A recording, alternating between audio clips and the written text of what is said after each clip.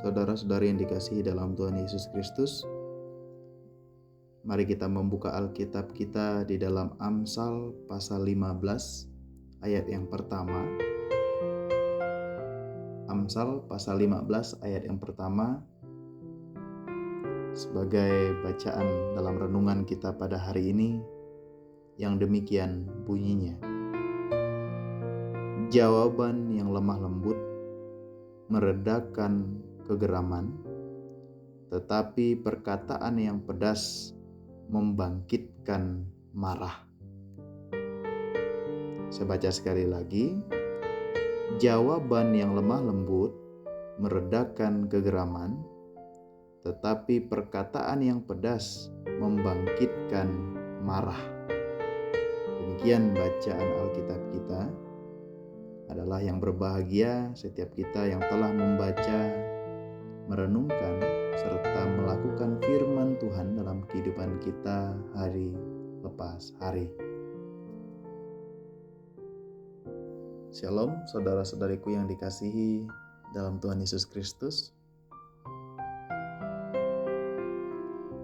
Bersukacita pada hari ini kita kembali diajak untuk merenungkan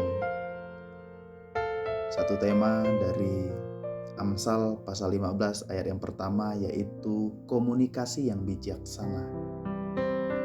Komunikasi yang bijaksana. Saudara-saudariku yang dikasihi, komunikasi adalah jembatan yang menghubungkan anggota keluarga. Dalam setiap interaksi kita memiliki pilihan. Apakah akan berbicara dengan lembut atau dengan kata yang tajam? Ketika kita memahami pentingnya komunikasi yang baik, kita bisa menciptakan lingkungan yang mendukung dan penuh kasih dalam keluarga. Saudaraku, mari kita telaah bersama bagaimana komunikasi yang bijaksana dapat membangun hubungan yang kuat bagi setiap anggota keluarga dalam membangun keluarga masing-masing. Amsal pasal 15 ayat yang pertama mengajarkan kita bahwa jawaban yang lembut atau perkataan yang lembut dapat mematahkan kemarahan. Sementara kata-kata yang tajam bisa memicu pertikaian. Hal ini menunjukkan bahwa cara kita berbicara memiliki dampak yang besar pada suasana hati dan hubungan kita dengan anggota keluarga kita masing-masing. Komunikasi yang penuh kasih dan pengertian membantu menciptakan suasana damai. Sedangkan komunikasi yang penuh dengan emosi negatif hanya akan menambah konflik. Saudara-saudariku yang dikasihi dalam Tuhan Yesus Kristus.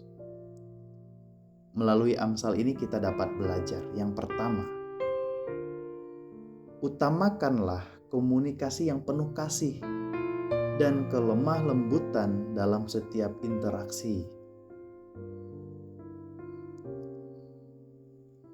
Ketika kita ingin dan hendak mengkomunikasikan sesuatu kepada setiap anggota keluarga kita, baik suami kepada istri, istri kepada suami, orang tua kepada anak, ataupun anak kepada orang tua, hendaklah setiap kita mengkomunikasikannya itu dengan baik, dengan bahasa yang nyaman didengarkan, yang enak didengarkan, bahasa yang penuh dengan kasih, bahasa yang penuh dengan kelemah lembutan, sehingga kita tidak menyakiti atau ketika kita menyampaikan sesuatu tidak menjadi salah paham, salah mengerti, bahkan menyakiti hati anggota keluarga kita.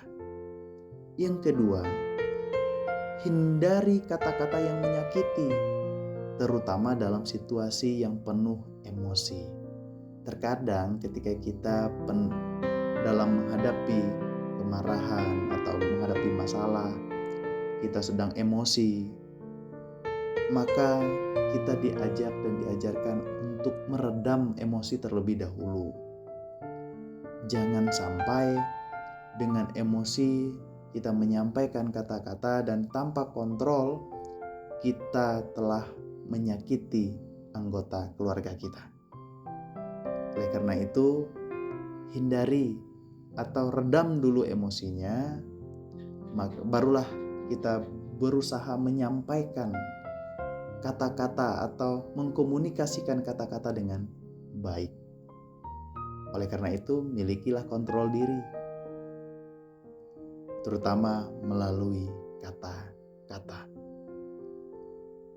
Oleh karena itu, ketika kita dapat memberi kontrol pada perkataan yang keluar dari mulut kita, maka kita dapat menghindari kata-kata yang menyakitkan ketika orang lain mendengarkan ataupun anggota keluarga kita mendengarkan kita menyampaikan sesuatu. Saudara-saudariku yang dikasihi dalam Tuhan Yesus Kristus, keluarga yang bijaksana berkomunikasi dengan penuh kasih dan pengertian. Keluarga yang bijaksana berkomunikasi dengan menciptakan lingkungan yang mendukung dan harmonis. Oleh karena itu, saya yakin dan percaya tidak ada di antara kita yang menginginkan keluarga kita dalam situasi yang tidak baik-baik saja.